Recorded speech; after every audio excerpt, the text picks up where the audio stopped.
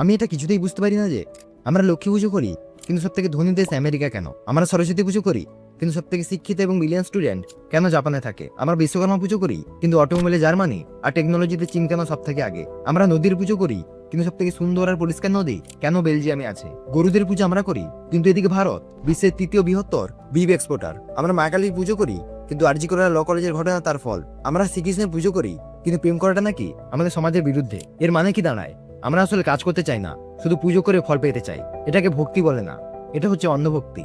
আর অন্য কোন দেশে এতটা অনুভক্তি নেই। আমরা ভারতীয়রা শুধু ডিপেন্ডেন্স খুঁজি। ভগবানের কাছে গেলেও বলি, ভগবান আমার এই কাজটা সফল হয়ে যাক, আমি তোমাকে 10 কেজি লাড্ডু চড়াবো। ভগবান আমার একটা ছেলে হোক, যত ওজন হবে তত ওজনের জিনিস দান করবো, সেটা সোনা হোক বা টাকা। আমরা পুজোটাও নিঃস্বার্থভাবে করি না, সেখানেও নিজের স্বার্থ খুঁজি। শুধু ডিপেন্ডেন্স আর স্বার্থ খুঁজতে খুঁজতে আজ পুরো দেশটাই অন্য দেশের উপর ডিপেন্ডেন্স হয়ে গেছে। সারা পৃথিবীর মানুষ আমাদের দিকে তাকিয়ে হাসে চিপ ইন্ডিয়ান্স বলে। আমার কথাগুলো হয়তো শুনতে খারাপ লাগছে, কিন্তু কিছু বদলাতে হলে এটা মানতেই হবে।